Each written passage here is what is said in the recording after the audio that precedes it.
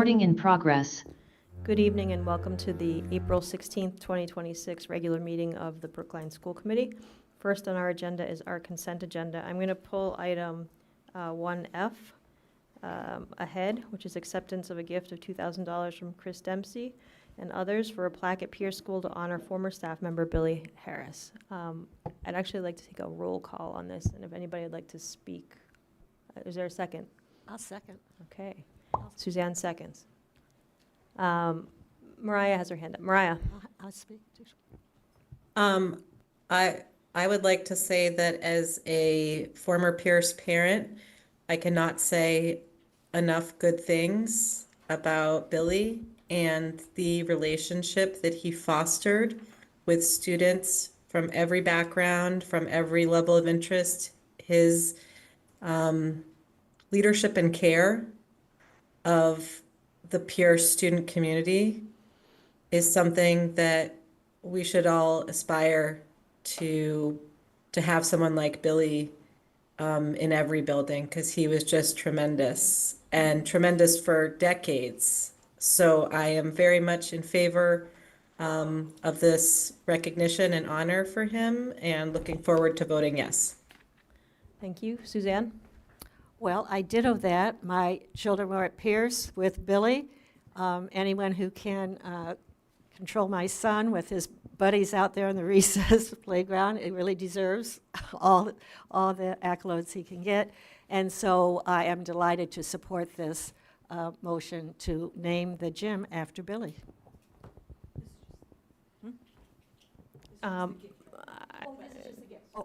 Sorry, I jumped wanna the gun. thank- Accept the gift. I want to thank Chris Dempsey and friends for bringing this to us. Bob, how do you vote?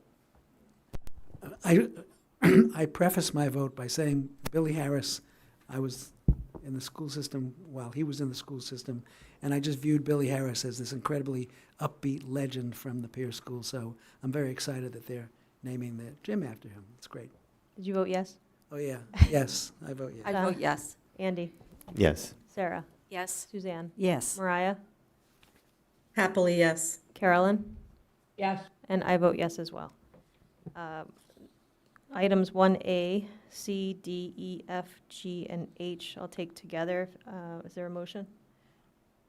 Sure. Motion to approve by Suzanne. Is there a second? I'll second. Sarah seconds. Carolyn, how do you vote? Yes. Mariah? I'm sorry, could you repeat which things what did you just, 1A through H, except for 1A through except H except for E, or except for F. F? Okay. Yes. Suzanne? Yes. Sarah? Yes. Andy? Yes. Donna? Yes. Bob? Yes. And I vote yes as well, and we're deferring 1I. The superintendent's report. Dr. Thank you. I just have a few things to share. We're in mid-April. We're looking forward to school vacation next week, but it's also the beginning of a lot of spring celebrations, and it'll be like this all the way through May, and then culminating in our graduation at the high school in June. So it was my privilege to be part of the cavalry, the BEF cavalry that showed up at the schools to honor the Cavalry Award winners. So the Cavalry Award winners are nominated by anyone and supported by letters from anyone, like students, faculty, parents, community, and administration, for excellence in their profession, also commitment to community. And so they will be coming back to school committee in June to present. So at the high school, it was Carolyn Castellano for music. Yay!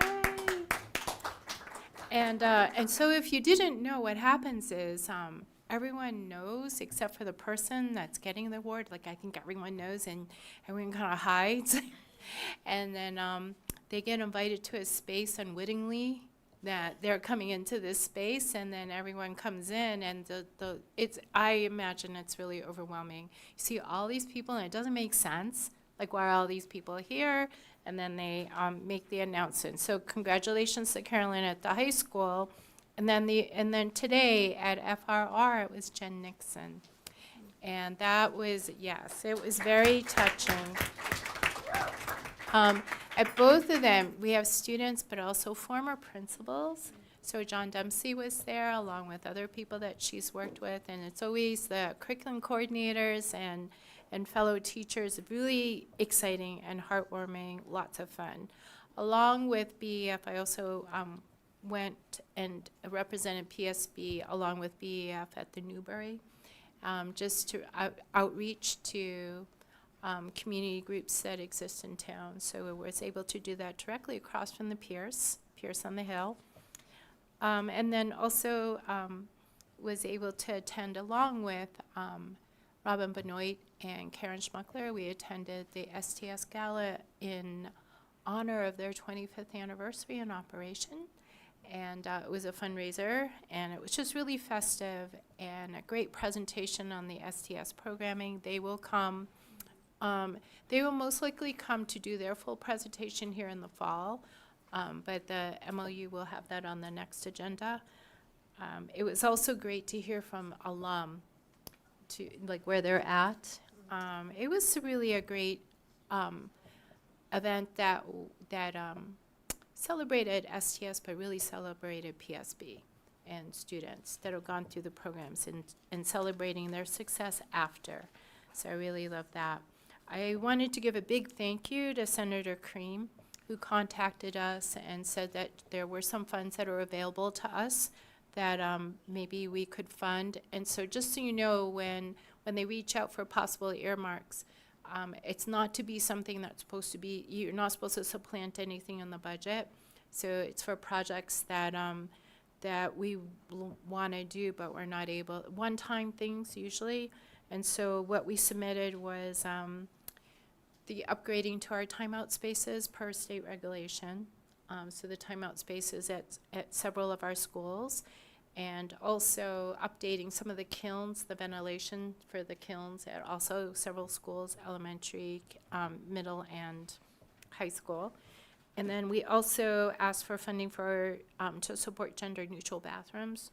So that's actually part of the plan for some of the schools, and so it supplements what we can do that are on the list that we're not able to fund through our regular budget. So thank you to Senator Cream for allowing us to do that. I have some other announcements. It's just to share with everyone. We have a new Runkle School principal that will start with us July 1. Her name is Eris Dunn.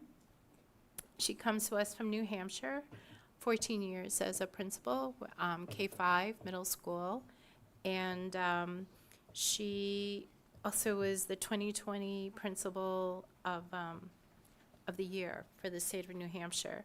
So, and taught grades 3 to 4 for 4 years. So she'll be starting with us July 1. She's in contact with Donna Finnegan, and so hopefully we'll come visit the school so everyone she gets to get familiar with everyone before Donna leaves. And I also wanted to announce that we have formally executed a contract with Robin Benoit for 3 years more, starting July 1. So congratulations to her, and congratulations to us. And Karen Schmuckler has agreed to stay for multiple years, to BD. No, seriously, that she'll stay with us for a few more years, and so we'll execute a contract starting July 1. In process are searches for our HR director and for a deputy superintendent of OAF to replace Susan when she leaves us at the end of this year. So all good things.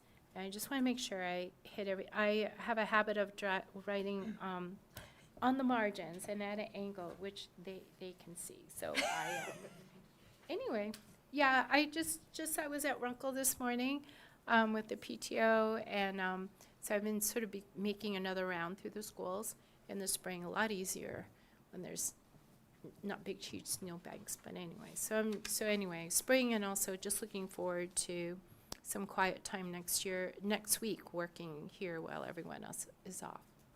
Thank you. Thank you for those amazing updates and the leadership updates all around, and the great news from the State House as well. Next on our agenda is public comment. Speakers will be called up in the order in which they signed up. All speakers are limited to 3 minutes. Ms. Fitzpatrick, who's over there, We'll set a timer to help you track your time. We don't respond to public comment, just so you know, but we are listening intently to everyone. First up is Dr. Asa Sebelius.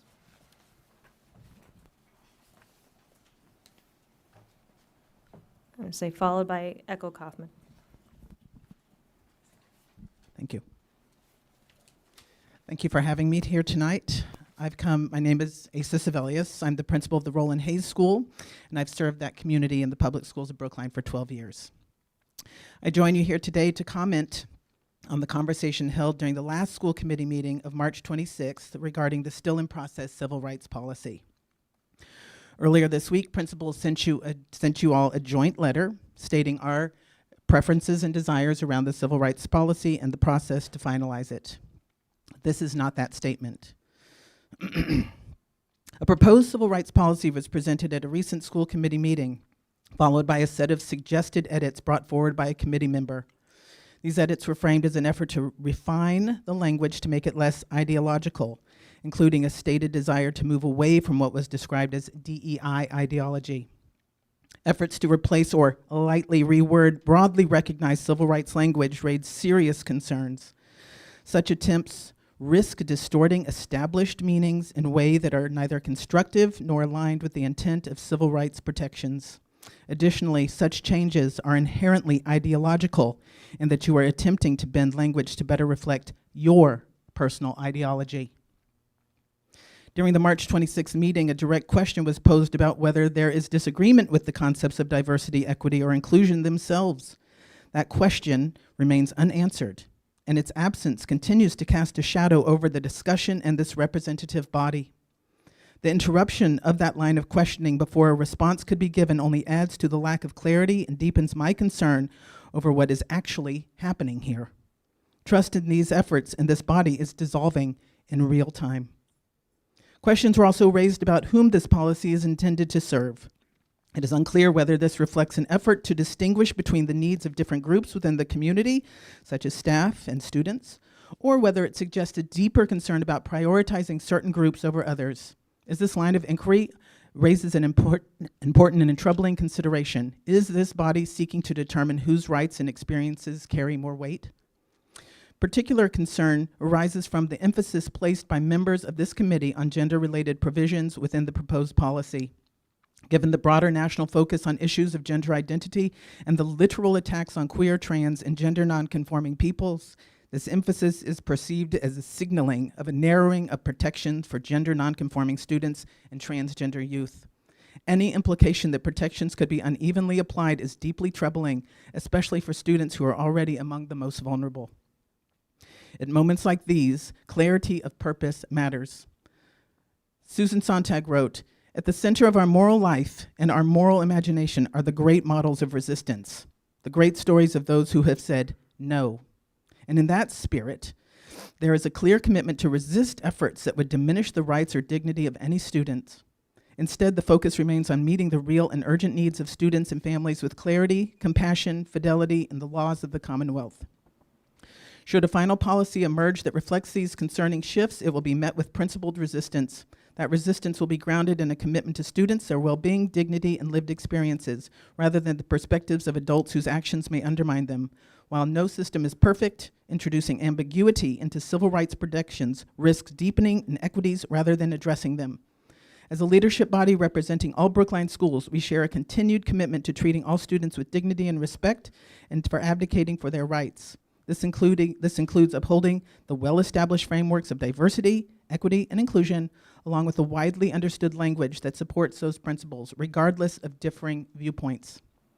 Calls for a more neutral approach to civil rights language prompts a fundamental question for me. Why are members of this school committee attempting to neuter this policy?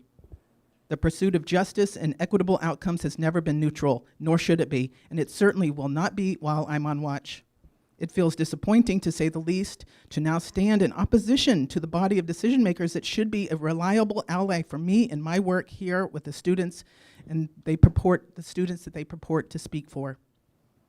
I stand here today as one leader and will name with absolute confidence that at my back are 9 other principals. Together we represent a powerful coalition of the unwilling those who will stand for and with our students so that they may benefit from a policy that meets the standard of care set forth by the Commonwealth and aligns with our collective moral compass.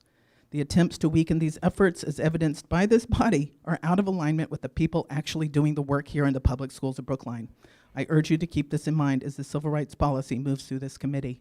I thank you. Next is Echo Kaufman, followed by Nicole Kahn.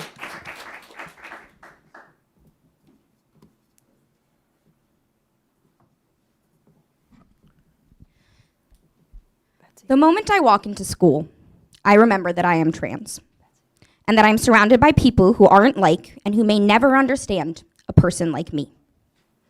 When I have to wander the halls for 20 minutes to find a place to change a tampon or to use the bathroom.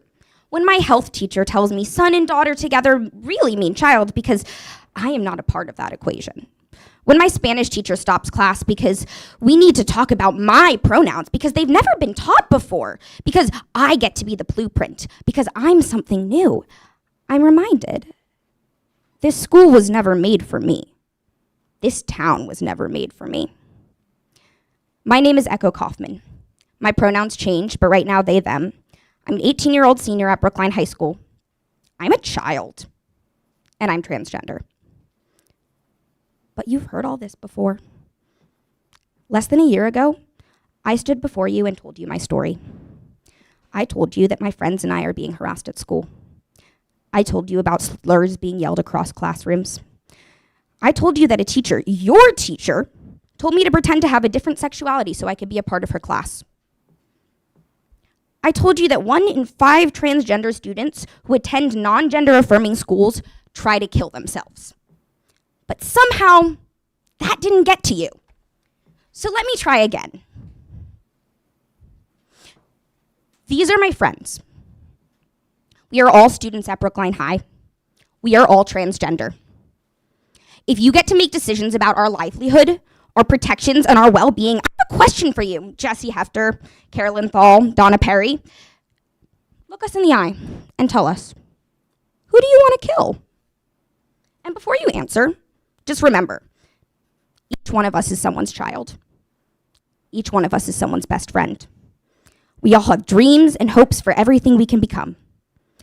We all have stories left to tell. We all have our own laughs and smiles and tears. Someday, we may be someone's partner, or parent, or mother. Someday, we may be artists or doctors or politicians. None of that happens if we die before we get to leave this town. How do you want us to die?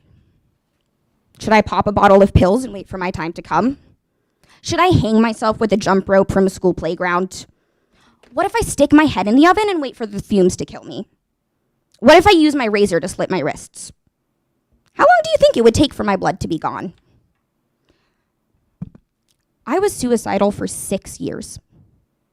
I self-harmed for 4. I am now over 1.5 years clean, and I really, really want to stay alive. And God, I am lucky to say that. But not everyone will be. So please, for me, for my friends, for my community, for all the trans kids to come, protect our civil rights. Don't let a statistic become our reality. Thank you.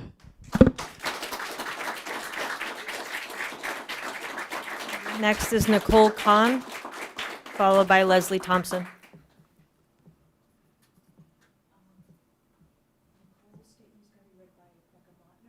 Nicole's statement will be read by Becca Mottner, who's joining us online right now. Yes. Good evening, members of the school committee, and thank you for allowing me to join remotely and read a statement on behalf of Nicole Kahn, who was not able to attend. So this is Nicole's statement, which I'm honored to read to you. I'm speaking as a classroom teacher with more than 20 years of experience. I want to address a concern that has been framed here as a matter of, quote, neutral language or light edits, but in practice represents a fundamental shift with real consequences for students. There's a clear and important difference between disrespectful and discriminatory behavior.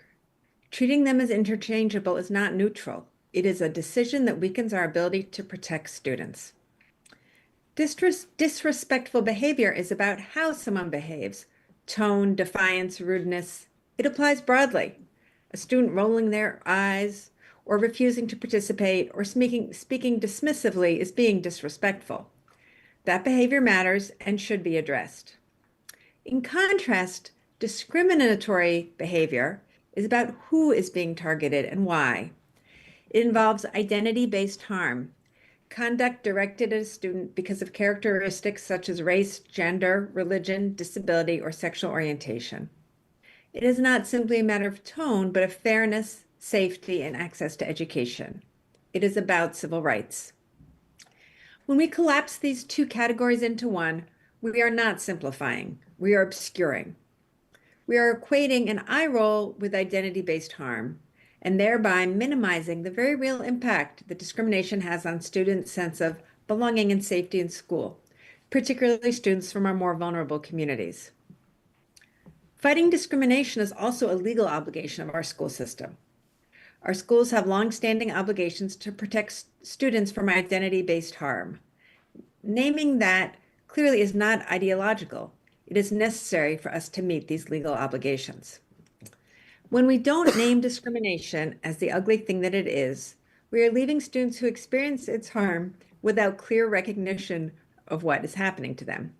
And we are hamstringing the ability of educators and the broader school community to support them. Let's be clear, anyone who sees discrimination and disrespect interchangeably is essentially denying that discrimination is a distinct and fundamental problem in America and in our schools. This is a radical position, well outside the mainstream and not aligned with what the vast majority of us here in Brookline value. It is disingenuous to characterize this radical position as a minor edit. Let's not treat it as such. I can only assume that this desire stems from some school committee members' frustration with an overuse and misuse of ideas around identity-based harm, as these ideas have been expanded, yet are sometimes used too loosely to characterize ordinary disagreement. But that frustration should motivate us to have more nuanced discussions about the nature of discrimination and how to combat it, not to discard the entire concept.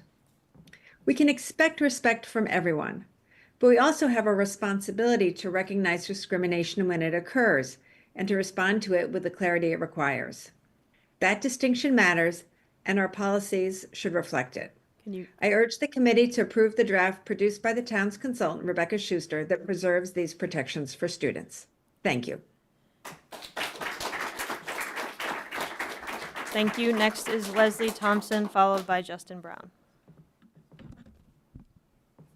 Hi, good evening. My name is Leslie Thompson. My pronouns are she, her. I'm a very proud parent of a BHS student. I'm also a very active volunteer in the public school system. Tonight, I am here in strong support of adopting the Student Civil Rights Policy as proposed.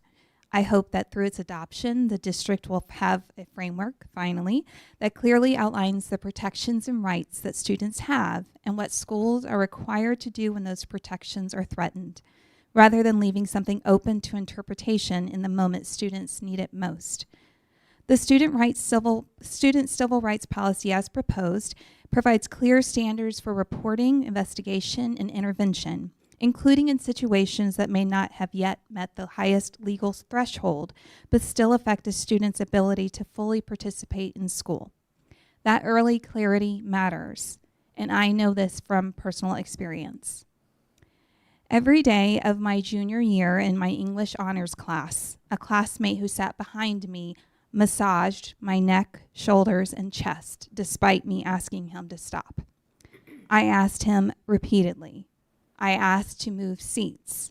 I asked other students to switch seats with me, but it continued. I knew what he was doing to me was wrong, but everyone just dismissed it as boys being boys. My classmates didn't know what to do. Many of them were afraid of having retaliation against them if they said anything. And my teacher said she could not intervene because it wasn't technically sexual assault. So nothing changed. Even now, more than 30 years later, I can still feel his hands on my neck. That impact has never left me. Had a clear civil rights policy like the one you have before you today existed then, one that creates an immediate trusted path to intervention, I would have not have been left trying to navigate it alone. If I can ask, if your own child were in a situation like I was, or for example, what Echo has described here today, or as they mentioned last year, would you want action or ambiguity? A teacher guided by a strong civil rights policy, or one who leans on a policy with broad references to applicable law and does nothing? I think I know your answer. And that is why, again, the school committee must move forward with adopting the proposed student civil rights policy. Finally, and as Echo mentioned, this is not the first time I have appeared before this school committee, contacted school committee members directly, or met with district staff regarding student right issues, including protections against bullying, sexual harassment or assault, or topics involving LGBTQ+ students, students with disabilities, and BIPOC students. And frankly, it blows my mind that I am here again.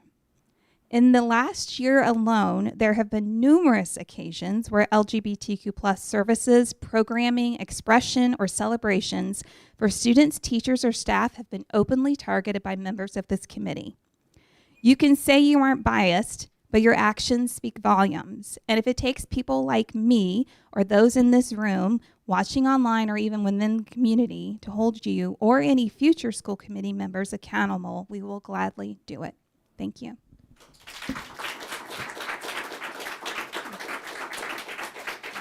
Justin Brown, followed by Chora Byer.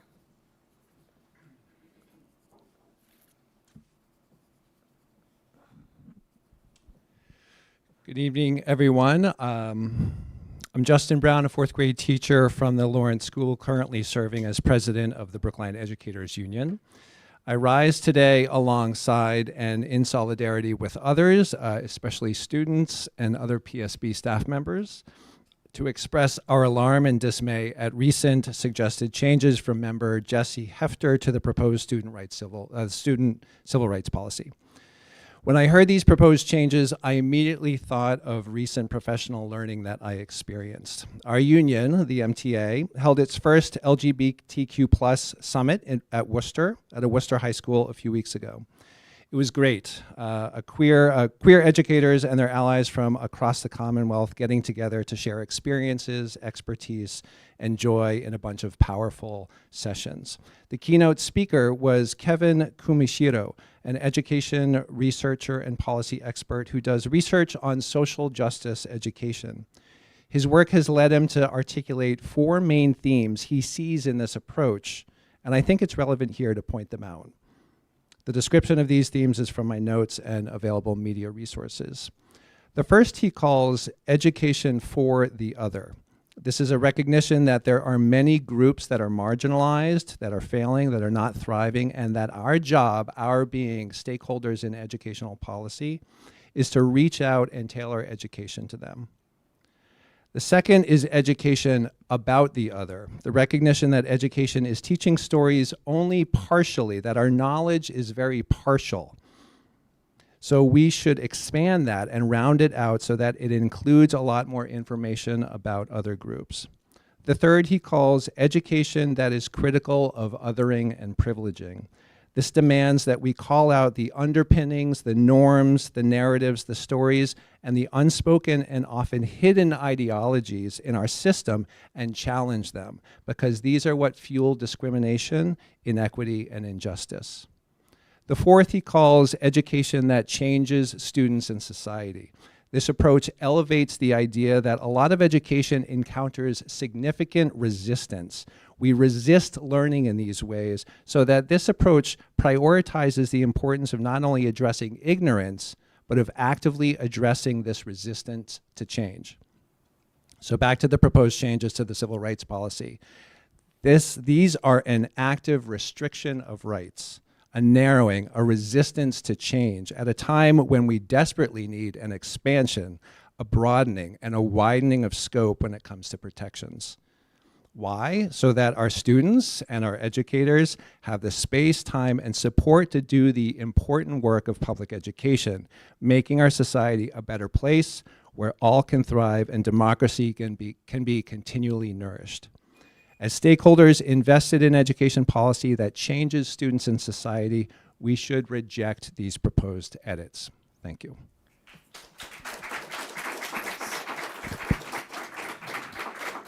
Next, we have Chora, followed by Sunshine Messing.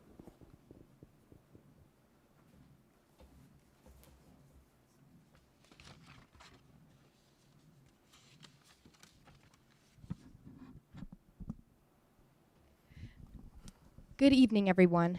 My name is Chora, and I am a student in this district. I'm here today not as a policy expert or a politician, but as a black girl who walks into a predominantly white school every single day and lives the reality that this policy is supposed to protect. I hesitated about speaking tonight at first because I was appalled that this policy had ever been questioned or tried to be altered, but I cannot stay silent about something that affects students like me every day. You all desperately need to hear what I'm about to say. I recognize I'm speaking to a room where there are no other black members on the school committee.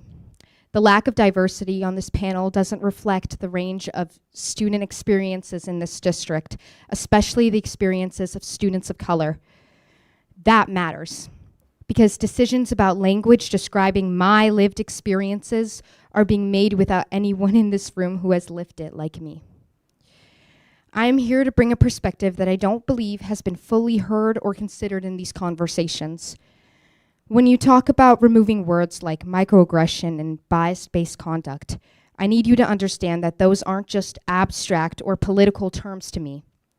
They describe what I experience, things that may seem subtle, easy to dismiss, but are still harmful. For example, it's comments about my hair. It's being mistaken for the only other black student in the room. It's hearing jokes or stereotypes being brushed off and hearing that they're not a big deal. It's feeling that I don't have to think twice before I speak because I don't want to be labeled as an angry, aggressive black woman. These microaggressions reinforce stereotypes and make them seem acceptable. When you remove terms that name these lived experiences, you're not making the policy clearer. You're actually making students like me more invisible. Sugarcoating this does not remove harm. It erases accountability and its history. It sends the message that our experiences are too uncomfortable or political to be named directly. They are not. My identity is not political, and my lived reality cannot be diminished. A civil rights policy is supposed to protect students, especially those who are most vulnerable, by naming harm clearly so it can be addressed effectively. Weakening that language doesn't create neutrality. It creates a barrier of silence. Silence does not protect students. It protects the people who make them feel invisible. I should not have to walk into my school every day questioning whether the experience I live through will ever be seen, named, or taken seriously in the very policies meant to protect students like me. Because when harm has no name, it is easier to ignore, and that cannot be a standard we accept. Thank you.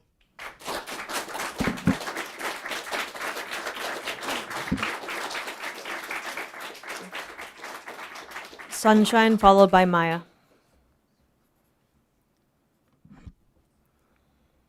I want you to take a moment and think about if you've ever thought you wanted to die.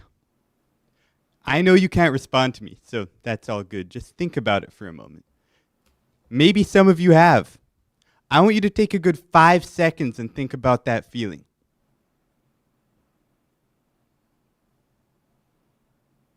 And I know some of you haven't. And I want you to think if you can ever understand what it's like to be trans right now in Brookline, if you haven't felt that. You know, I saw the way some of you recoiled from Echo while they talked. So the way you cringed away from them. You're scared of something. You're either scared for us or you're scared of us. Which one is it? Now, I saw Jesse Hefter proposing that stupid, brutal revision to the civil rights policy. I saw it. I was watching. If you were scared for us, then maybe you would have given a little more of a response than respectfully raised small concerns and tweaks to his idea. Jesse Hefter should have been laughed out of the room. So much that I can't trust that if I'm not in the room, someone's going to speak for me. I can't trust that. I hate this, and I think I hate you. I hate you for letting Jesse Hefter get up there and just say that.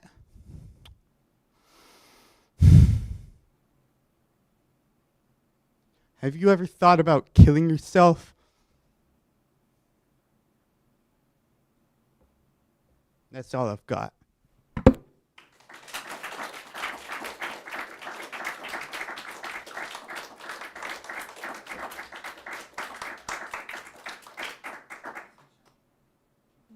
Maya, followed by Lil.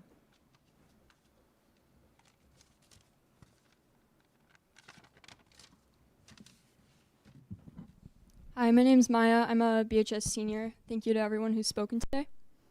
A year or so ago, I had a conversation with my friend who described their experience being excluded from old friend groups, being called slurs at sports competitions, after coming out as non-binary. They described feeling worried about getting harassed when they wore certain clothes. I asked if they were worried about getting harassed at school, and they said that even if it did happen, they were pretty confident that they would be supported and protected if they talked to an adult at school. We have to keep it that way. Obviously, as you've seen, that's not necessarily true for everyone that they feel that way. As you've heard today, my trans and queer friends, my black and brown friends, and all of my female friends can tell you what harassment feels like. We can't stop that from happening everywhere, but it is your job to stop it from happening in the Brookline schools. We can't do that through broad statements about supporting queer students or about diversity. We have to have the clear, explicit policy that's in the civil rights policy as proposed. So we all know why we're here today, most of us who are speaking. And I just want to, for anyone who has not read the original plan and then Jesse Hefter's version, I just wanted to highlight a couple of differences that I noticed. So what I wrote here was Dr. Hefter, who I proposed the draft. In your attempt to rid the document of specific ideological terms, you have certainly removed all specific terms from the document. Your draft is about half as long as the other draft at 8 pages compared to the original 14, and is extremely vague and lacking in depth. For example, where the main draft has 2 clear, detailed pages of sexual harassment policy, including definitions and description of Massachusetts law and mandated reporter policies, Dr. Hefter's draft has a section titled, quote, sexual misconduct, parentheses, detailed, which contains all of 2 sentences and 4 short bullet points. Again, I'm also very worried about the gender identity section, which contains 1 sentence in Dr. Hefter's proposed policy. Student records and access to facilities shall be managed in accordance with applicable law, ensuring privacy, non-discrimination, and appropriate record-keeping practices. What are the current applicable laws? What are appropriate record-keeping practices? How will this 1 sentence help a student who is in trouble, as has been described? The main draft's version of this section contains 2 pages of detailed policy about how schools will ensure privacy and dignity and protection for trans and non-binary students in accordance with specific Massachusetts laws. It's clear, as everyone has stated, that the proposed changes will take civil rights protections away and not make it any more implementable. I also just wanted to say that last week I celebrated my 18th birthday, and along with as you can see, the majority of the Brookline school community, I look forward to using my vote in the coming weeks to support candidates who are strongly and wholeheartedly in support of minority students, especially queer students and BIPOC students. And yeah, your actions speak louder than your words. Jesse Hefter's slideshow that went with his changes said he supports diversity, equity, and inclusion, which he also said in another statement that he did not support diversity, equity, and inclusion. Saying those words mean nothing if they don't have clear, specific, step-by-step policies about how to support students. Thank you. Lil followed by D.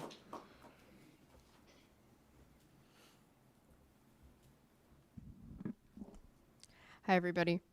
My name is Lil Kuklowitz. I'm a senior at BHS. I'm a leader of the school's queer student program, and I'm the GSA co-president.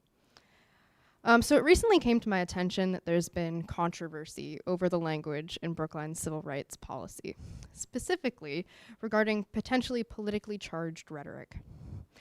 I know that Jesse Hefter advocated removing terms such as microaggression and bias-based conduct and some other terms, and that these terms were deemed by some as overly political. I call this notion into question.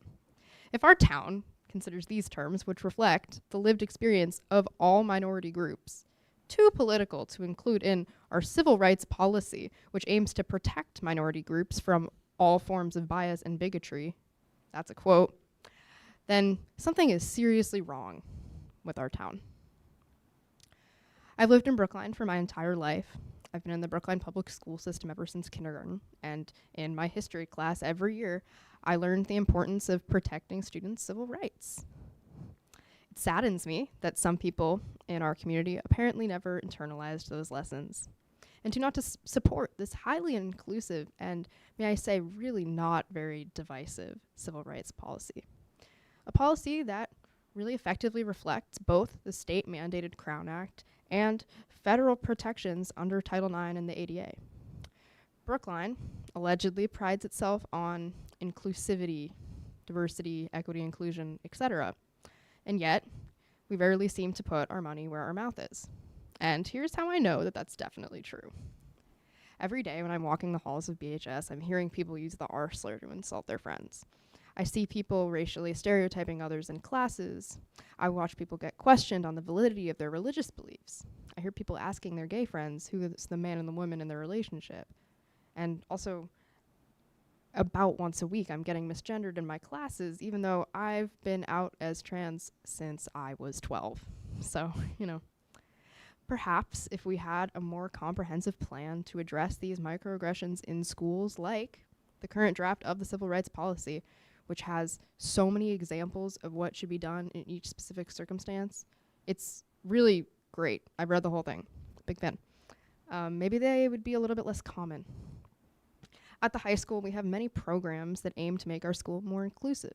The African American Latino Scholars Program, the LEAP Advisory, the Queer Student Program, Unified Sports, so many more. And these programs are great for students. They support us, they give us safe spaces for difficult conversations and moments of joy. And also, they're great for the town, apparently, to check off the DEI box and move on. The fact that I'm here right now trying to justify the importance of preserving the wording of this policy in its current form is proof that your DEI box should definitely remain unchecked.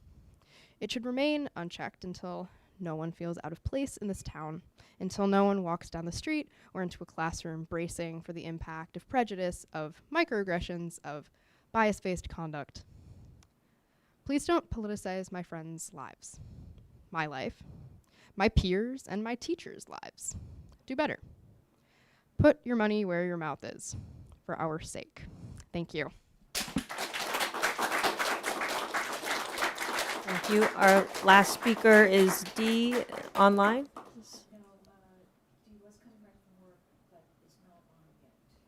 Okay.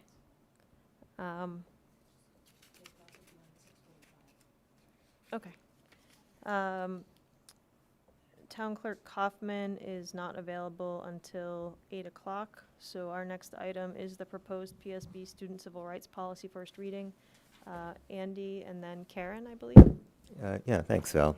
So Yes, as we've all heard, right, there was a discussion of this policy at the last school committee meeting. So what we have before us tonight is a revised draft that Karen Schmuckler will be presenting.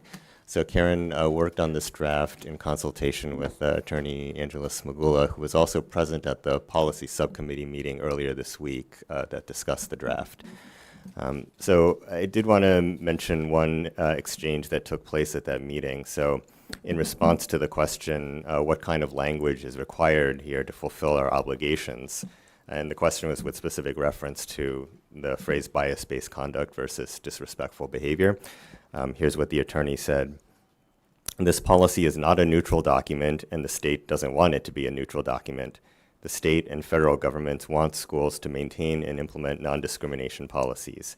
Non-discrimination, harassment, and bias-based conduct are all terms of art that are appropriate for a policy. So if you start from the baseline that it's supposed to be a neutral document, then you're not actually doing what the law requires.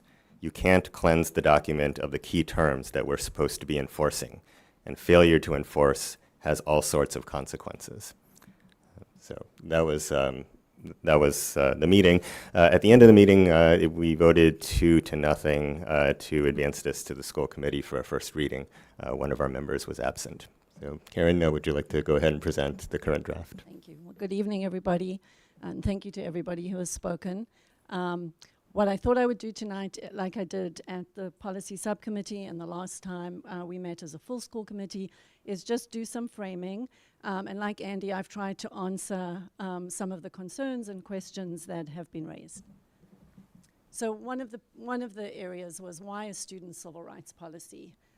This is a very intentional, deliberate choice in terms of wording, in terms of why student civil rights versus just a non-discrimination policy. And it centers students, which is what this policy is intended to do. And it frames the rights that students carry with them into the classroom very clearly.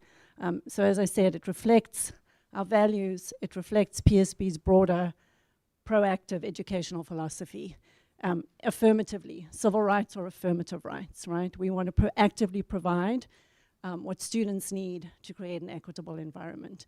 Non-discrimination is often framed as a negative right? It focuses on what the district cannot do. So that was really the intentionality by naming it a student civil rights policy. Thanks, Betsy.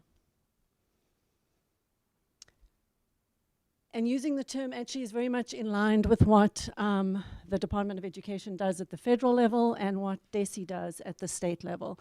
It is called the Office of Civil Rights because it really oversees the broad protection of student civil rights. And DESE does the same thing in using civil rights to cover a broad range of student protections, which is really what this policy was intended to do as well. Next slide. So what this policy does is it's an improvement to compliance, as some of the students mentioned. It includes all the new regulations that have come out in Massachusetts, including the Crown Act, which was in 2022. And again, it's affirmatively seeking to create a space and a place that is welcoming with belonging for all students, families, and staff. It's also aimed at best practices. One of the things that both when the policy was drafted by the former OSS team in consultation with Becky Schuster, as well as working with our current council, all of these people work with our school leaders. And so the policy was really drafted in direct response from what school leaders were saying they need in terms of clarity and precision from the policy.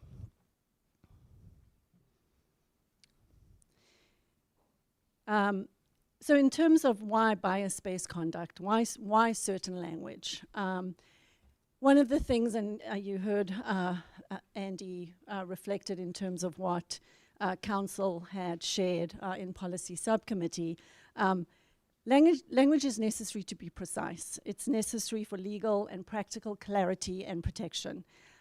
Neutrality in the context of civil rights is not legally or philosophically possible. And if our policy is too vague, it fails to provide notice, which is actually what is required by law. So clarity is the best protection for our district, our teachers, and most importantly, our students. Next slide. So just a little bit about our process. So policy subcommittee met last year, and as you can see, there were 3 meetings last year, and then the meeting was on Tuesday. We also had a school committee saw the policy for discussion on 326, and obviously we're here again today on 416. At the time the policy was initially drafted for review, it was actually sent out by the superintendent to all parents and caregivers, and all feedback and input from parents and caregivers were incorporated into the policy. And then it's been legally reviewed by 2 different council at the time last year, and then Angela Smagula, who has reviewed it again this year. So that just kind of describes the process that this policy has gone through in terms of broad feedback, input, and legal oversight. So just a reminder, these are the legal frameworks, all of the things we need to be in compliance with, Title VI, Title IX, Chapter 76, the Crown Act, and then it's really consistent with best practices from DESI, from the Mass Attorney General, and the Executive Office of Public Safety and Security. And so those are just the state frameworks in terms of the legal frameworks that the policy complies with. And then next slide, Betsy. It complies with, of course, all of the titles, which is, next slide, Betsy. Thank you. Our Title VI, Title IX, and Section 504, and the ADA. And then, as we discussed last time, recently the Mass Attorney General provided guidance to schools around the rise of hate speech and bias, and really clarified for districts what the expectations were in terms of what districts needed to do both at the policy level and at the practice level. And again, schools are required to investigate the bias element of an incident separately from the behavior element. And again, sort of really speaking to needing the legal clarity in terms of language and terminology. So that's just a quick summary of all the laws and legal responsibilities. And then just what are the changes in the current draft? Policy subcommittee met, and members of the policy subcommittee made suggestions for some edits. As you heard, legal counsel also reviewed it again. So it retains all required information in sections. We added in, and this was the feedback from the school committee meeting last time, a clear definition section in the beginning. So all of the definitions are there. Many of the procedures have been moved to a student civil rights protocol and procedure document, which is actually linked in that document. That will be available on our website, and really hopefully makes the practice and process clear for families, students, and the community. We consolidated reporting information. It was in multiple places in the policy, so we pulled it all into one section. And then it was edited. There were a number of repetitions and redundancies, which it was edited for. And as you can see, it's a somewhat restructured document in terms of your definitions are in the beginning, and then sections came after.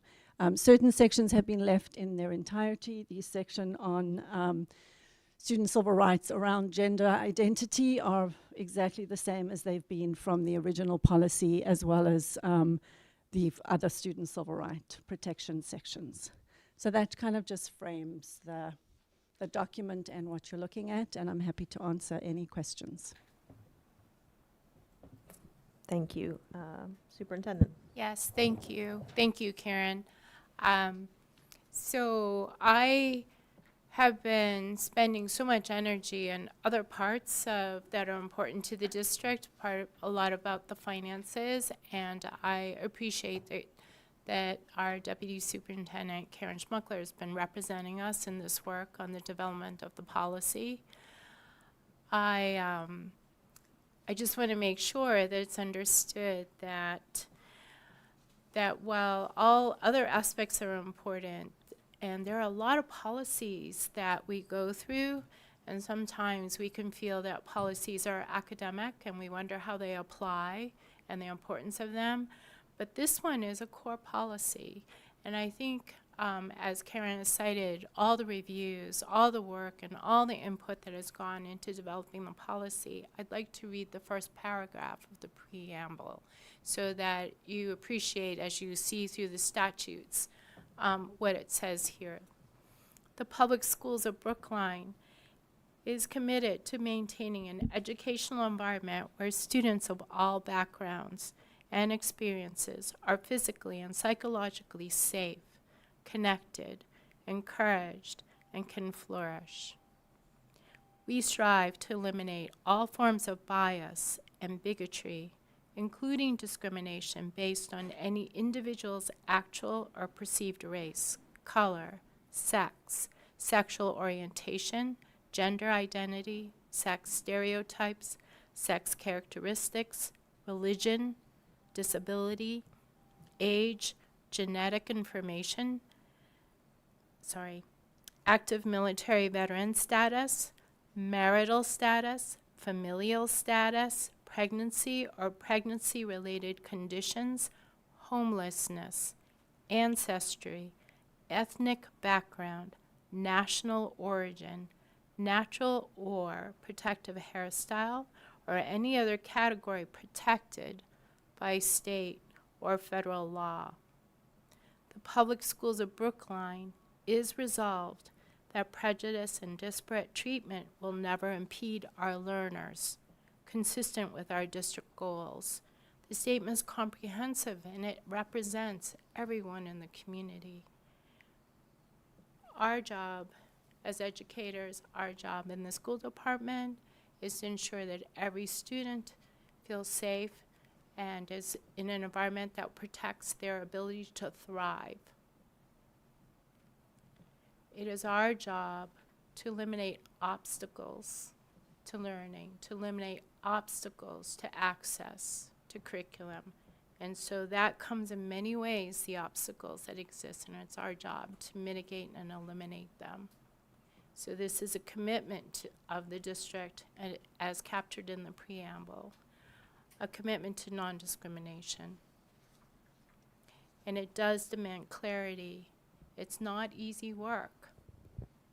It's not easy work, and demands clarity and commitment of our community to do this. And so I thank everyone who's come. I thank Karen and also the members of the committee that have been part of the development of this. But this is not an academic policy, it's an important policy. So, thank you. Thank you. Any questions or comments for Karen or for Andy? Donna? I wanted a clarification, Karen, on your slides with the dates listed. Did you mean school committee meetings in the year 2026 and instead of 25 and 24? Yes. Okay, that's what I thought. That's it for now. Okay. Thanks. Carolyn? Yeah, I have a quick question about this policy and then a related question. Section 4.16 is dress codes. And that made me wonder, are there still dress codes at the school level in handbooks? I mean, so outside of this policy, and I understand the purpose of the dress code reference here, but generally speaking, have we rid ourselves of dress codes generally?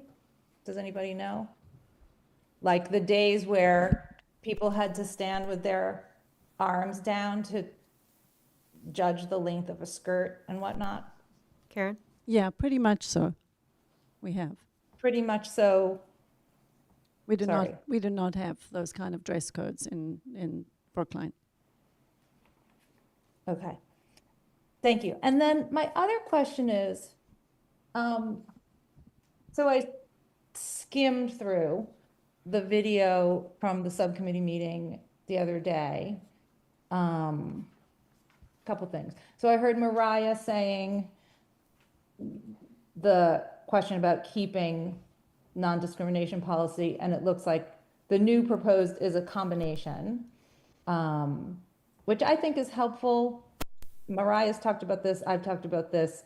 I think for a parent, a student, faculty, I think discrimination, if I was looking in our several, whatever it is, 900-page policy manual, I think it's helpful to have non-discrimination policy in the title. That would tell me where I would want to look to understand if somebody has experienced discrimination or has been aggrieved by bias-based conduct. So thank you for combining that if we're keeping that change. And I think, Karen, maybe I misheard that at the meeting on Tuesday, that you said the current policy doesn't apply to students, but that, I must have misheard that. The current J policy against discrimination? No, the current J policy applies to students and adults. And we would still need a policy for adults. So Yeah. this policy is focused on students. Okay. But And we would still need so a that's my policy for- question, is sort of where do we go from here? Now we have J. Does this completely replace J? And if so, what happens to protections for staff and other adults? It would be in addition to J.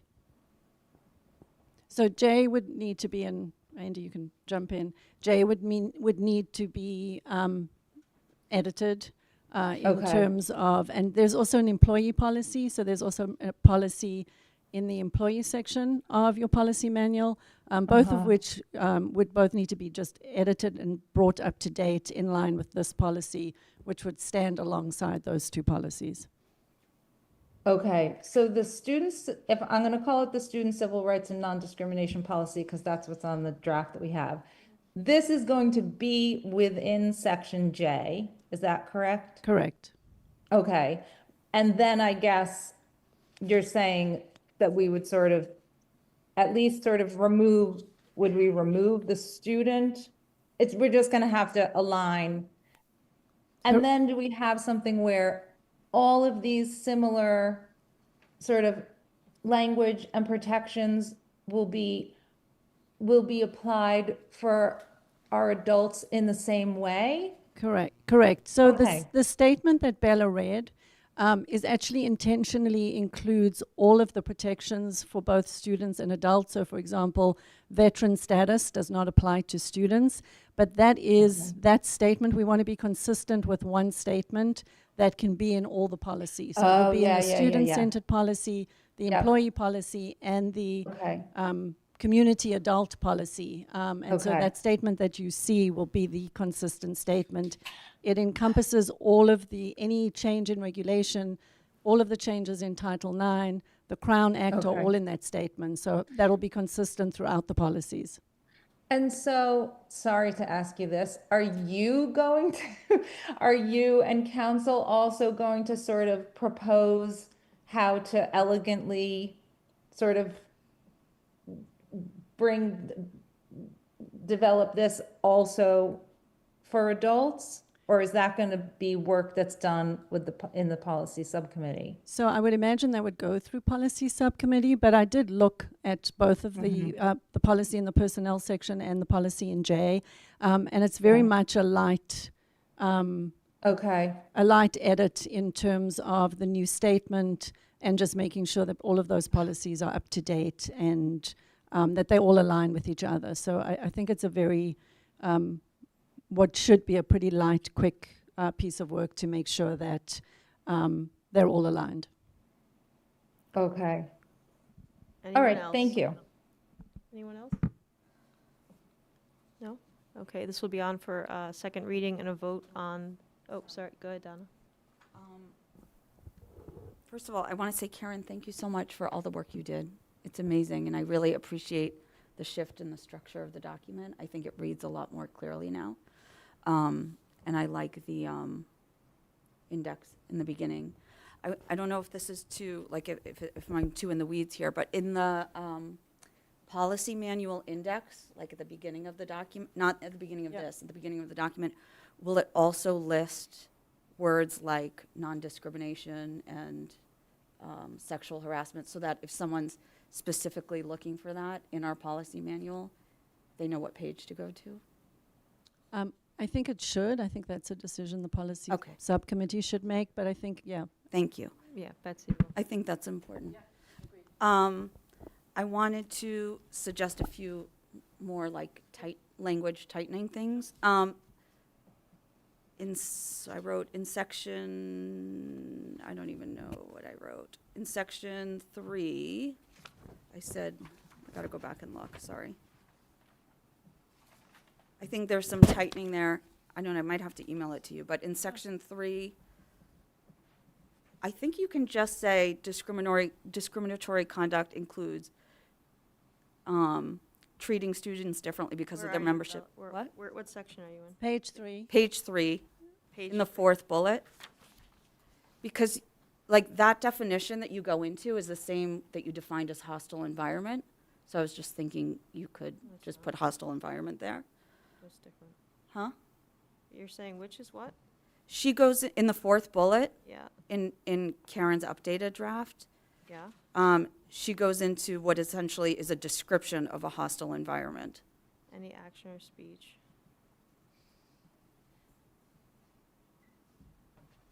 And then there was a part, and I can't remember where Sorry, it was. why would you want to make it less specific than it is? I'm saying it's repetitive of where the definition is the definition of a hostile environment.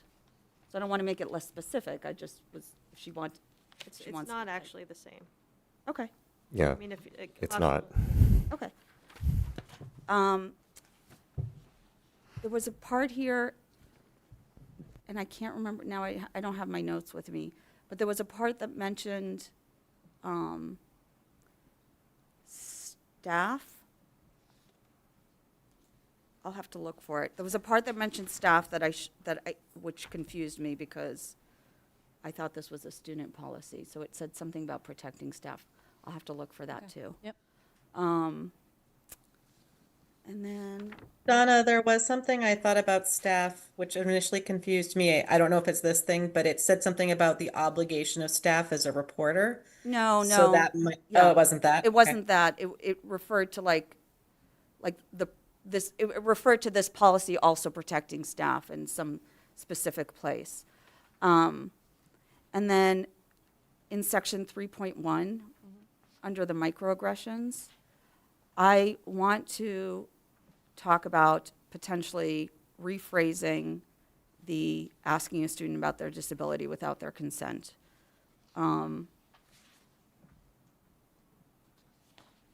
I am worried, especially in younger grades, and as someone who's done a lot of advocacy in special education, I'm concerned that it might be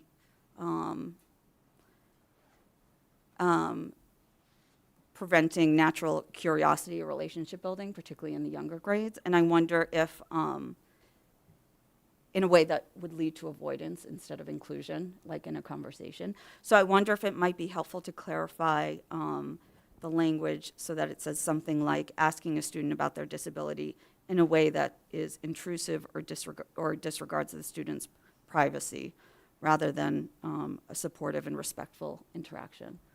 So can I just generally say about microaggressions, 'cause this was talked about at policy.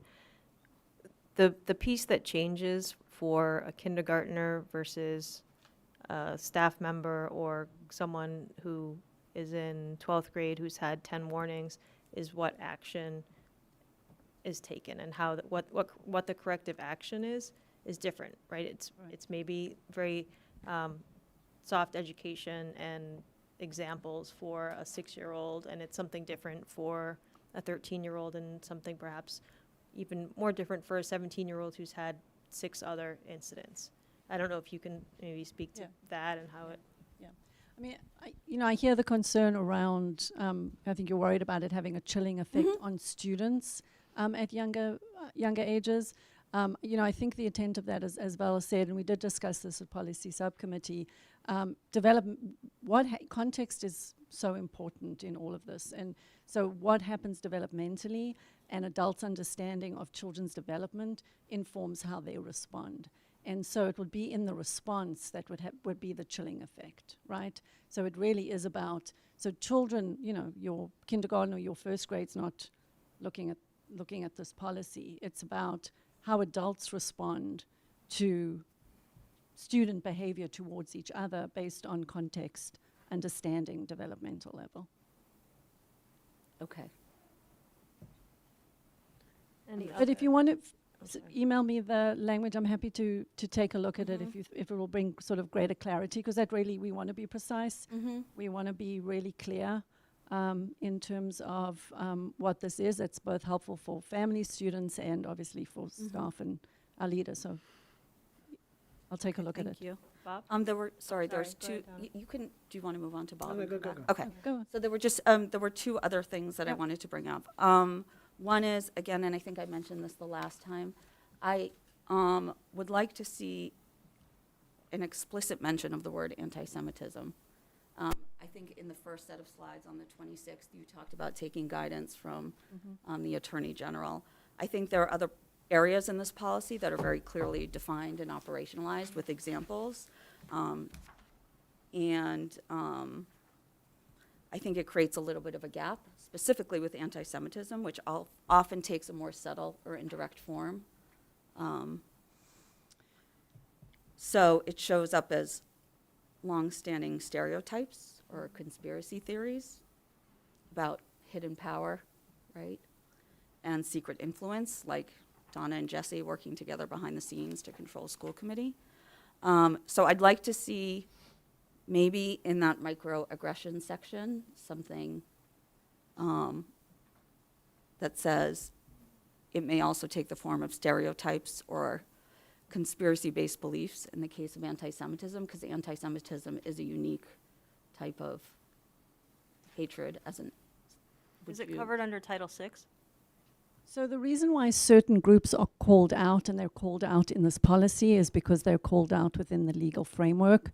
I think the concern is you're calling out sort of one group versus others in terms of, you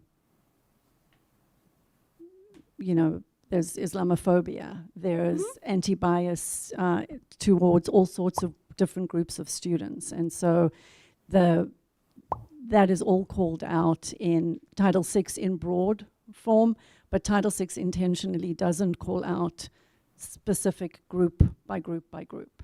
But at the same time, didn't we just have a long discussion about wanting more clarity? So I'm not. Well, all I'm saying is if we call out one specific group versus another. So if we're going to have a statement, we would need it to be a very broad statement that encapsulates a number of protected classes. I think would be my concern, and so I could certainly have legal counsel, but I think you know, again, you know, what is there and what isn't there also is important. So I think that would be my sort of my initial concern. I hear what you're saying, but I also, you know, I think we would need to look at that. I think when you're looking at it, I think you should also look at it from the point of view that anti-Semitism often presents differently than other types of hatred. So you know, that would be a consideration. In terms of clarity, it shows up differently. We want our building leaders to be able to identify that as well, yeah? We absolutely want our building leaders to be able to identify all of those areas, including anti-Semitism, absolutely. Donna, did you have another section? No, I think that's it for now. Bob? Thank you. Yep. Thank you, Val. I want to address the students. I want to thank you for your courage, for your eloquence, and for standing up for injustice. I also want to point out that you are part of a history at Brookline High School of standing up against prejudice, against racism. You probably don't know this, but in 1993, I was the head of the high school. I don't know if you know that, but in 1993, I accompanied a whole bunch of young people from the high school who were part of I think, the second Gay Straight Alliance that was formed in Massachusetts, and we went to the State House and testified in favor of the first Gay and Lesbian Student Civil Rights Act. And the Brookline High School students were incredibly brilliant and powerful, and they helped make that law happen. And so I want you to understand that what you're doing, standing up for what you believe in, is very important, and it's also part of the history of this community, I hope, I know, and it should continue. I also want to say that at the last school committee meeting, I referred to the high school code of conduct, which I think is a very powerful document protecting the whole spectrum of people. And I'm happy that that continues to improve and be reformed. But again, I guess what I want to say to you is thank you for being here. Thank you for standing up. And I believe that you're part of a movement today in our nation and in our world where we better stand up against the kind of oppression that we face from our national government and too many people who support that oppression that's articulated and has become law in certain ways. And so everybody must have the freedom to define themselves and feel safe within that definition. I think that's part of the code of conduct at Brookline High School, by the way. But to me, that's so incredibly important. Each of us has to be able to say, this is who I am, across the entire spectrum of humanness, and be safe. And the civil rights laws that we're talking about right now are designed to do that very thing. And so I encourage you to keep it up. You're impressive. Some of what you said made me sad and unhappy about the kind of treatment that you have received. But you have to continue to stand up and fight for your freedom to be safe. Thank you. Carolyn? Thanks.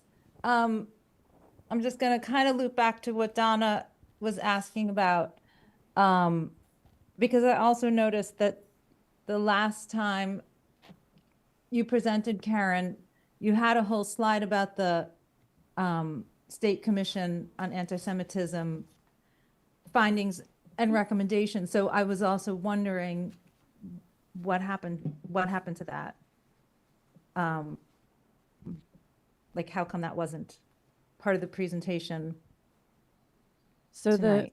I referenced the state guidance on discrimination, bias, and hate, in which it's general guidance. They don't call out any specific groups in that guidance, but the guidance was really around schools needing to be much more proactive around all forms of bias and hate, including anti-Semitism, including Islamophobia, including all of the things that they were seeing coming up through schools. So it wasn't specific. That document is not specific to anti-Semitism. It's specific to bias and hate and what districts Sorry, need to be doing didn't you have a proactively. slide- Didn't you have a slide last time specifically talking about the State Commission? And I thought you said that you were going to be looking at how to incorporate those recommendations. So the slides I presented tonight were the same slides we presented last time to both school committee and sub. I think you're talking about, I did do a presentation earlier in the year where we talked about all of the things, and that the JC is going to come out with clear guidance for schools. They haven't come out yet based on that commission. So I did talk about it, not in this. That was a different presentation. It was a different presentation. Thank you. But yes. Got it. But the AG's guidance on hate and bias in schools, very much we looked at that and made sure that this civil rights policy reflected what that guidance really was asking schools to do in terms of protections. No worries. My memory was conflated. No worries. Of two different presentations. Sarah? So Bob held this by thanking the students, which was really appropriate, and I really appreciated. And I also want to make sure that we thank Andy. It was really helpful that when this policy got a little bit stuck, that you showed the leadership to bring it forward. And as you are cycling off the committee, I want to really highlight that leadership that you did. You have a lot of wins over your time at school committee, and that was something that was very important for us. And one of the things that I want to make sure that doesn't go when you go is you seem to have an understanding of how policy fits into practice or the relationship between the two. And I was wondering, I know we don't want to, be on this for too much longer, but in order for a policy like this to have teeth, do you have a little bit of an understanding of that relationship of how policy gets brought forward into practice? I think his answer is no. Well, you're really putting me on the spot there. Thank you for the kind words. I have to say, not really. I mean, what I'm big on is the distinction between policy and procedure. So, yeah. I mean, this more than most other policies actually incorporates quite a bit of what would normally be procedure, and that's quite intentional. So I guess that's all I would have to say And so on that this it would one. have more teeth because it does go into the procedure. Yes, in fact, we'll review a policy later tonight that has far less procedure in it than this one, and there's a reason for that, right? That why this one is so heavy on procedure. Well, thank you. So I would like to thank the students and staff who spoke today and who are here supporting those who spoke. It's intimidating. It takes bravery to come and speak to any adults, and certainly to a public body on a meeting that's being broadcast live and on YouTube. So thank you for your bravery. Thank you for being here and standing up for yourselves and for those who maybe feel so vulnerable to be here. Thank you all, and we'll take a 90-second break after Suzanne's comment. So I would like to thank everyone, too, all those who came to speak, and all those who are here to support as well. I would hope that this will move forward, that this is the first reading, and we will move to the second reading. Second reading in 2 weeks. Next week, or next meeting. And I would also hope that in terms of teeth, that we provide training or a review with certainly our building administrators. I know they're here today to support this.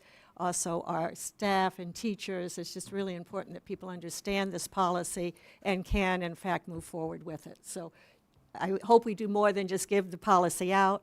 I hope we actually have conversations in our schools. I hope we have conversations here in central office, and that it becomes a really living document for people. It doesn't sit on the shelf. It becomes something that we use almost daily if it's needed, and that we know where to go and we know how to use it. Yeah. So, The procedure documents that Karen has put together are quite impressive. okay, great.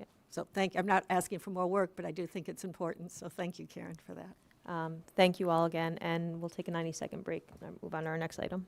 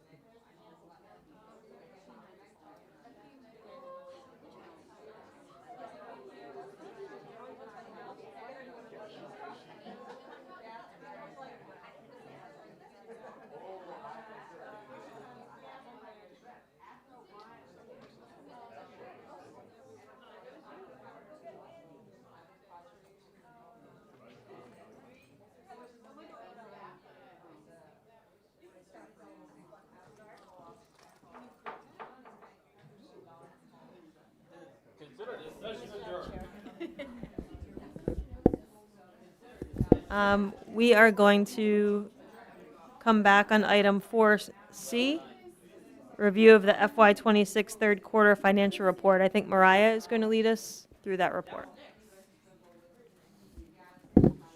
Let me know when it's time for me to start, Val. You can probably start. Okay.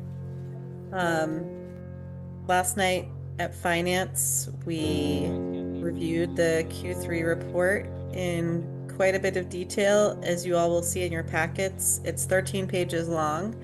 And we spent about half an hour, 40 minutes on it, quite a bit of time because there's a lot of interesting information, which I will not entirely recapitulate here, but you can read it if you haven't already. I will just highlight a couple of things. One is great news that in general, the budget is underspent. It is $1,455,285 are unencumbered at this point, which is just over 1% of the operating budget.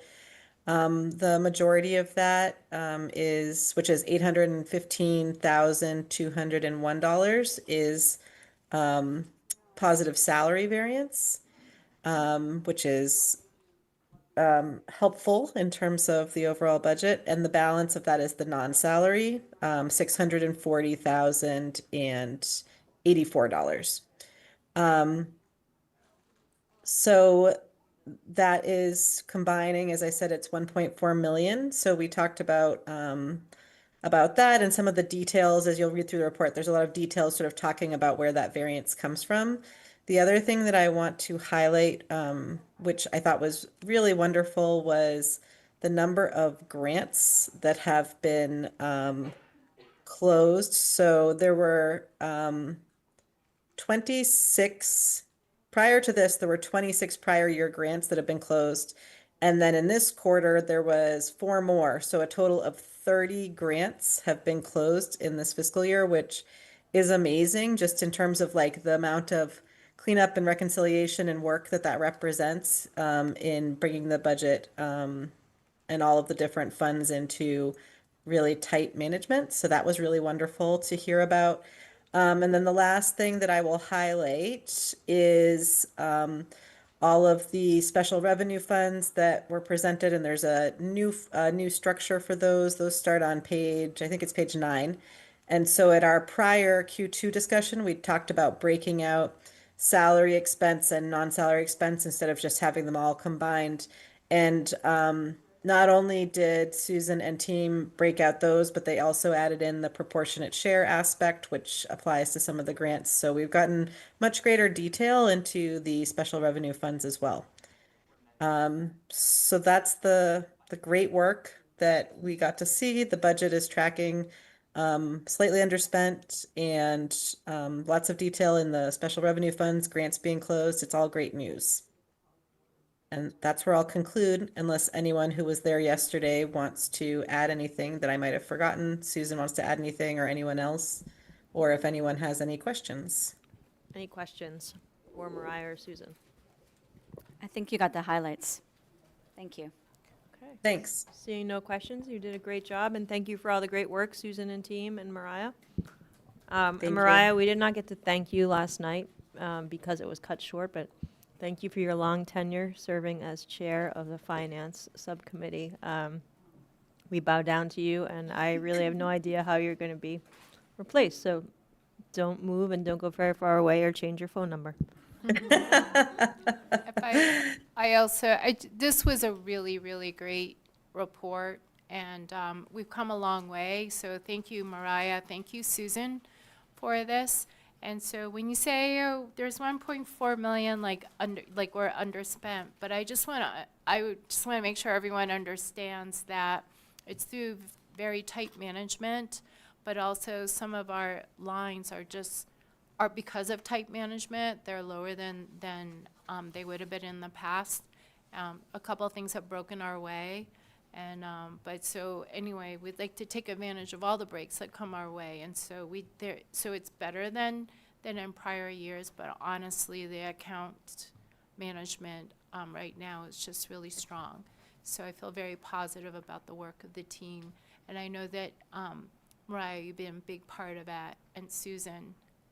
You're finishing up year 3, so there was just a lot to to revise and oversee and reorganize and fix. And I feel very good. I'm really sad that both of you won't be here come after July. But I'm so grateful to the both of you. There was a lot to overcome, and we wouldn't have done it, wouldn't have been able to without the both of you. So thank you. Thank you. Thank you. Val, can I just? Oh, go ahead, You mind? Suzanne. I just want to say my thanks as well, but also I know that you've put a lot of things in place. So your shoes will be impossible to fill, but we hopefully will carry on with what you've set up for us.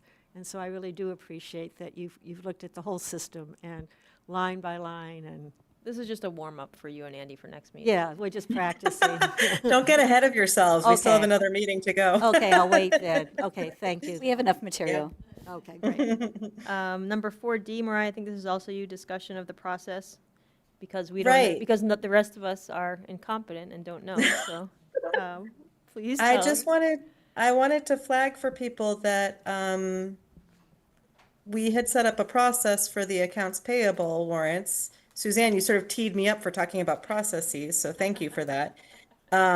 We've set up a process so that every week I, or right now Jesse is my backup, signs the accounts payable warrant. However, with me stepping off the committee, we will need another person to step up to share that responsibility. So we don't have to do this now, but I just wanted to talk about it publicly, and people can reach out, and I can just tell you a little bit about how it works and what you do. But we don't have to do it at the meeting. Thank you. Yep. So next is the 26-27 superintendent evaluation process and timeline. There's a memo in your packet. I won't go through all of it, but for those of you who haven't been through a superintendent evaluation cycle with us, this sort of lays out how we do that. It begins with a self-assessment from the superintendent, who then identifies goals that are essentially laid out by DESE and selects some of the DESE goals to focus on in that particular year. The superintendent will bring those to us at our first meeting in June, I believe it is, June 4th, and we will discuss that with the superintendent, add anything that we might want to see, and have a conversation about that. And yeah, so that's the goal setting and plan development. And then when we evaluate, so later in that year, when we evaluate, we are required to use the DESE forms and rubrics, which I believe you've also seen, if those have sent out. So any questions on how that process works? Okay. Great. We are moving right through this. Oh, Carolyn?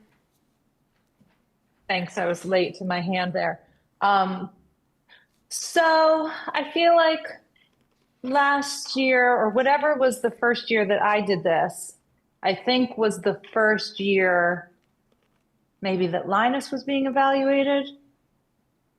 Or no, I'm just remembering seeing this, that there was like an interim. So are you saying that in June, Bella is going to present her goals?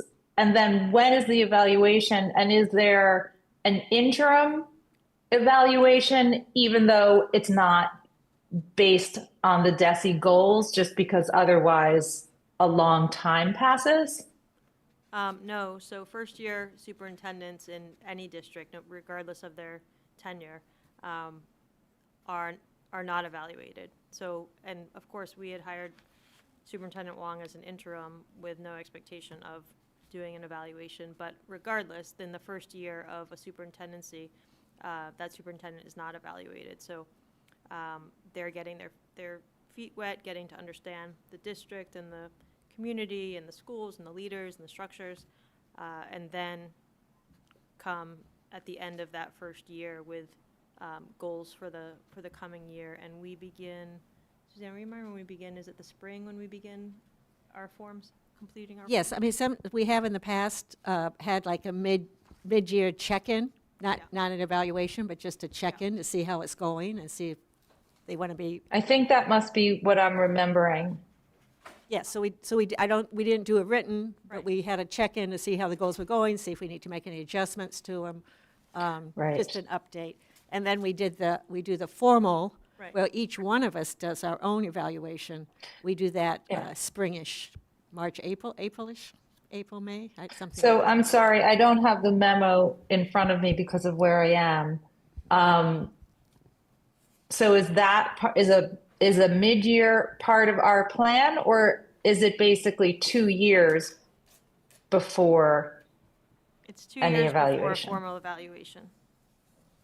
It's And 2 years. is there a plan for any kind of interim check-in? it's- And it's I a- don't it's mean a- interim superintendent, I mean interim time-wise.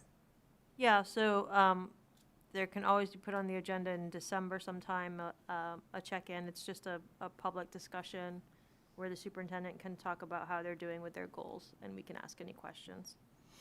I'm happy to give a summary at the end of the year, and probably makes sense to do that before presenting the goals. Also, and then more recently, when I was in Natick, I didn't have an evaluation formally at the end of the year, so that it kind of is, yeah. But I'm happy to give a summary. Any other questions or comments? Okay, moving to our first school committee action, to review and approve a request to name the Pierce School Gymnasium for former staff member Billy Hayes. I move that we approve that request. Second. Bob seconds. Bob, how do you vote? Can I just clarify? It's Billy Harris, not Harris, Hayes. sorry, Harris. Yeah, Harris. that's okay. Bob Weintraub, how do you vote? I vote yes. Andy? Yes. Sarah? Yes. Suzanne? Yes. Mariah? A resounding yes. Carolyn? Yes? And I vote yes as well. Thank you again for all the folks who supported and provided the funding for this. Moving on to 5B, it is review and approval of requests to name the Lawrence School Health Center Health Clinic for former school nurse Karen Miller. We have some folks. Would you like to speak on this one? Tricia?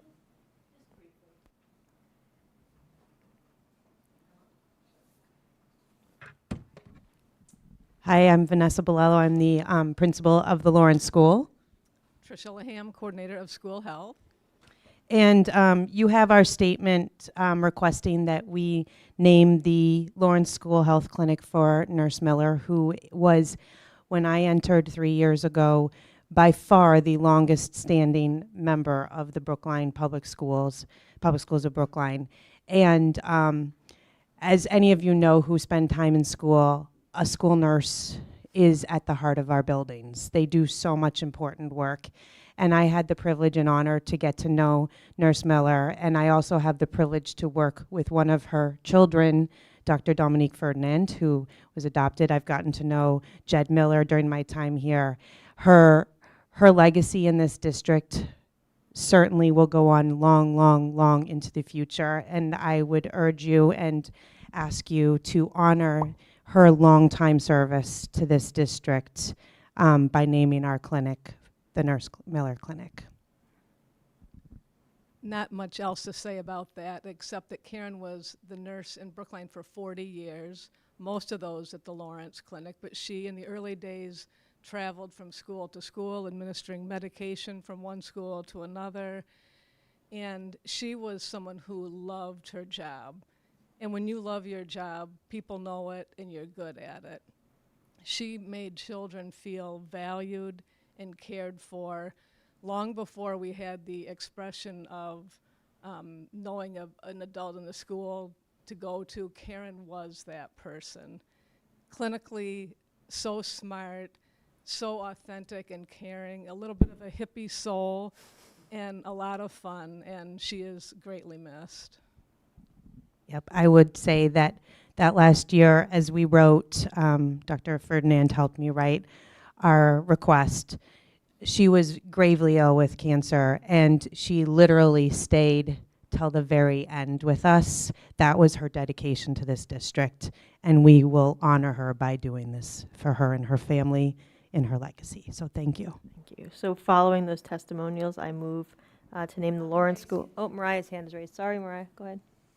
Thank you. I just wanted to say that Nurse Miller was the nurse when I was at Lawrence in kindergarten through 8th grade, just to sort of add one more voice to the testimonial from the student perspective. And so that was many years ago.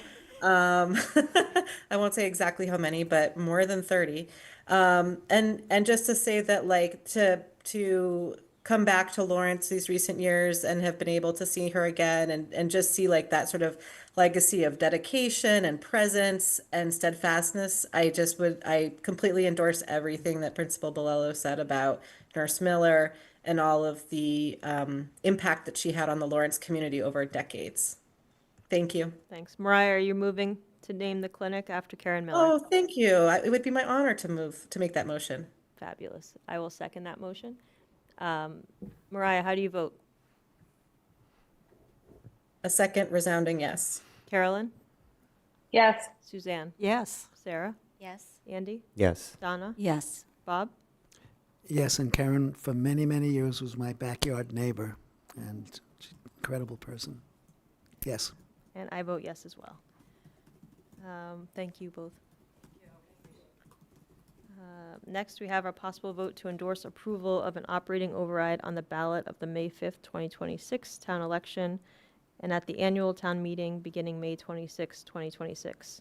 I make a motion that we endorse approval of an operating override on the ballot for May 5th and at town meeting beginning May 26, 2026. Is there a second?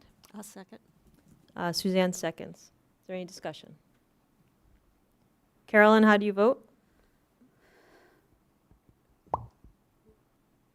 Wait, can I say something before we vote? Oh, yeah, sorry, I didn't see a hand. Sorry, I couldn't Go find I Okay. lost the icons. I just wanted to say that I'm glad we're doing this. I think that it's really important to send a strong message of support, and I'm really in favor of this vote being something we can take. Thank you. Agree wholeheartedly. Mariah, how do you vote? I vote a third resounding yes. Carolyn? Is she there? I'm here. Yeah. Okay. Carolyn votes yes. Yes. Suzanne? Yes. Sarah? Yes. Andy? Yes. Donna? Yes. Bob? An existential yes. And I vote yes as well. Next, we have proposed revisions to the instructional materials workbook policies. Second reading and possible vote. Is this you, Andy, or is this Robin? I can just say a few words. So following the first reading at our last meeting, Robin and I worked together on some, I think, pretty minor revisions resulting from comments made at the meeting. So those are highlighted in red on the version you have in front of you. I'll quickly point them out. In the first paragraph, we added a sentence, in talking about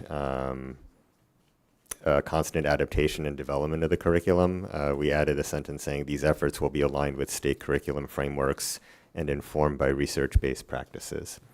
In a couple of places, instead of saying develop, the superintendent will develop procedures, we have establish procedures, since there currently are some procedures, they're just quite out of date.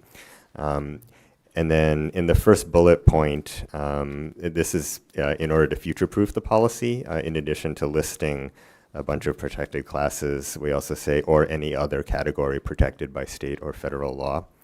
And finally, we kind of broke out a final sentence at the very end of the policy, which now reads, procedures for responding to community inquiries and requests regarding instructional materials will be developed and made accessible to the public. So we hope that that goes some way toward addressing some of the issues that were raised during the discussion. Thank you. Any questions? Suzanne? Yeah, so thank you for this, Andy. I'm just wondering if we could make that last sentence its own paragraph, because it's not about adopting or selecting instructional materials. It's about inquiries on materials already there. So I just thinking maybe its own little paragraph, one sentence paragraph. I would have no problem with that. Robin? Yeah. Thanks. Any others? Okay, seeing none, is there? Sorry, I didn't have a copy of this, so can I just take it? Oh, yeah. I don't think I had it. I'm sure it was here, Betsy. I'm sure it was here. I just can't find it.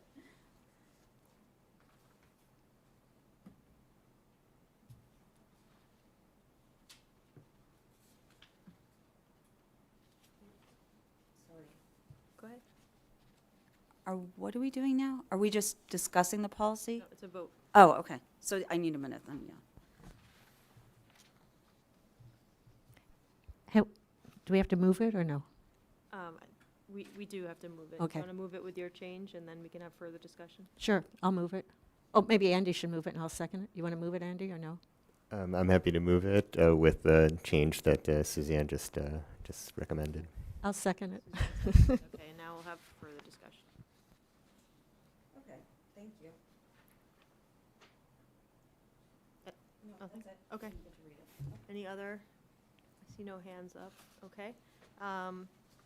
There's been a motion and a second to adopt. Carolyn, how do you vote? Yes. Mariah? Yes. Suzanne? Yes. Sarah? Yes. Andy? Yes. Donna? Yes. Bob? Yes. And I vote yes as well. Next on our agenda is 5E, release of CIP funds for Lincoln School Ground Improvement. I don't think we got to this last night, so. No, we did. We did? We Okay. did. Yeah, we got to Are you it. able to lead us through this? Yeah, there's no vote. This is informational. So we discussed this last night at finance. If you all recall, there were funds set aside by the town for the Lincoln Playground preliminary work for FY26, the current year, that were set aside in case PSB needed extra funds. PSB does not need those funds. However, they were placed in a town reserve fund and the town needs them for other purposes. So there is no vote that we need to take because we weren't necessarily in control of those funds. But just to be clear, for sort of public record, PSB is not using those funds. The town is using them for other reserve purposes, I believe, relating to some of the snow expenses that were incurred this year. And the Lincoln Playground has just basically been deferred by 1 year. So those funds are in place in the FY27 budget with the actual playground renovation to occur in 28. And those funds are in the budget for 27 and then in 28. Thank you. Yep. Anything else on that? Okay. Next, 5F, review and approval of a request from the Runkle School PTO to serve alcohol on May 8th, 2026, from 7:30 p.m. to 10 p.m. in the Runkle School Multipurpose Room. No students will be present. I move for approval of their request. Is there a second? I'll second. Sarah seconds it. Any discussion? Bob, how do you vote? I vote yes. Donna? Yes. Andy? Yes. Sarah? Yes. Suzanne? Yes. Mariah? Yes. Carolyn? Yes. And I vote yes as well. Next, we have our subcommittee and liaison reports. Are there any reports that people would like to make? Suzanne? Well, government relations did meet, and I believe we were looking at warrant articles, and I believe we're going to bring some forward next meeting. April 30th. So that's that. I'll just say negotiations met, and the best way to know about that is to just watch the recording, and we are moving along at a regular pace. Thank you. Any other subcommittees that we haven't heard from? I Mariah? have one more Yep, quick go ahead. report. Yep. In addition to the things we've discussed tonight, we also last night reviewed the deferred maintenance projects that will be done for this upcoming summer. So there's work that's going to be done at Hayes, at Lawrence, at BHS, and at the Lynch Building where BEEP is. And it's really exciting to hear some of the projects. At Hayes, the building has not had any sort of significant refresh for, I believe, Charlie told us, about 15 years. So this will be a lot of painting, bathroom refresh, flooring. Similarly for Lawrence, there will be quite a bit of work done. Again, a lot of refresh. Those two projects, I believe, are about 180,000 each. There's just under $1 million to be done at the high school. A lot of flooring, a lot of painting of all of the areas of the building that were not covered during the renovation. So the prior STEM wing had been renovated to turn it into not STEM. And of course, there was the new STEM, but the middle of the building was not touched. And so all of that will be done, as well as the pavilion level of the Tappan Street Gym, the flooring of which is crumbling, and they're going to be completely resurfacing that. And then Lynch has not been done, I can't remember what Charlie told us, a long time. And the roof of Lynch is scheduled to be replaced this summer, and so they are taking advantage of it to basically clear out the entire building, and they will be doing a tremendous amount of, again, just floor fixing, painting, getting the building entirely spiffed up while the roof is redone and re-insulated. So there is about $1.7 million worth of deferred maintenance that will be put into the buildings this summer that's planned. And it's a tremendous amount of work. Hopefully they'll make it all the way through, but if not, some of the projects will be done in the future, but that's the plan at this point. That's the one thing that we hadn't talked about yet, and I think it's important for the committee to hear. Thank you. I just remember hearing hundreds and hundreds of thousands of square feet, and it was like very impressive how many hundreds of thousands. 300,000 square feet Yeah. of flooring, yep, at the high school alone. It's quite a bit. But also that they had figured out a process for it to cost less by just taking off the top layer. So, it's always good to just hear all the details. Any other subcommittee? When we get to liaisons, I'll Go ahead. We're at that. So at 4 o'clock today, there was a tour of the Pierce School. And as you can all see, the framing is up. You can see where the windows will be in the different rooms. It's just so amazing to stand in the building and look out over the neighborhood. And it was a great opportunity to be able to talk with the architects a little bit, for me to have more of an understanding of what's kind of standard that people choose to do for schools, and meet some of the people on the committees to hear from them what was important to them in the decisions that were happening. So it was nice to see the beginnings of the Pierce School. Fantastic.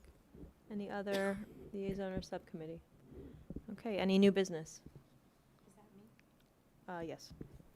I sent a draft MOU to you to send to the school committee, but you may not have seen it. It's okay. All right, so in the Expenditures and Revenue Study Committee final report, in the executive summary, they made a recommendation for an MOU. So there was existing MOU that was executed by the town administrator and myself, and all the items have been addressed except one part on Munis that we're engaging in, and hopefully we'll get started on this spring. And but they recommended another MOU with specific points. So maybe it was 2 meetings ago, it was agreed that Val, Mariah, and Carolyn would review a draft that town administrator and myself had created. And it was time sensitive because it needed to get in front of the select board before the March 31st deadline. So I checked in with the town administrator, and so he said that they didn't make really edits, but they supported the draft and concept. And so I sent it to Betsy. It's my I should have sent it to you earlier, but anyway, you look at it, and then maybe on 4:30 it's something that it'll be ready for the committee to vote.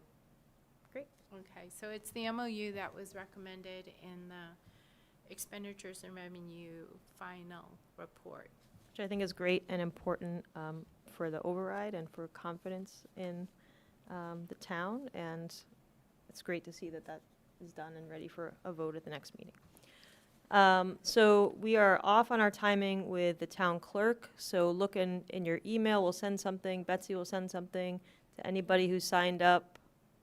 Do you want to quickly look at the slides for the winners? I do have the slides. Oh, you have the slides. Okay. too. So I was maybe- I thought we'd send it by like a video with Ben tomorrow, but okay. Ben had an election day training tonight from 6 to 8, so obviously he's still Okay. tied up with that. But I don't think he would mind if we looked at the slides, which I think I have here. Great.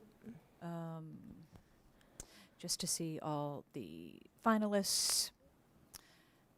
Maybe Val, you can Great. go through. You can. Sure. So there were 171 submissions and 15 finalists in the I Voted sticker contest for 2026. K to 2 finalists, Axel K, Sumi, Sonia, and Evelina. These are great. The 3rd to 4th grade finalists, Romy, Noam, Shir, and Mila or Mila. Those are also amazing. 5th to 8th grade, these are fantastic as well. I like the turtle very much. Do we have high school? Oh, Winning Designs.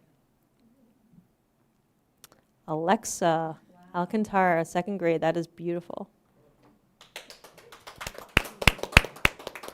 And next we have Nova Chan, 3rd grade. Yay!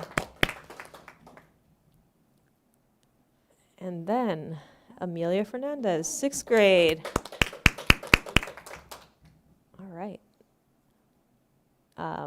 That's a fantastic photo of Ben with all of the finalists and the winners. Thank you so much to our students who all participated in this. I look forward to seeing these every year. I try to convince them to give me one of each when I vote. And a pro tip, if you would like to get one of each, try to go to early voting when they still have a lot of them, and you can sometimes get away with getting all 3. So again, thank you to our town clerk and to our students for I want to thank our town clerk for bringing the project forward, and also all the teachers in the district that help organize and get the student submissions. But he's going to be disappointed he didn't get to do it. He was excited. It's okay. Yeah. Well, we tell him we went through his slides. No other new business. We do not need an executive session tonight, so we are adjourned. Have a good evening, everyone.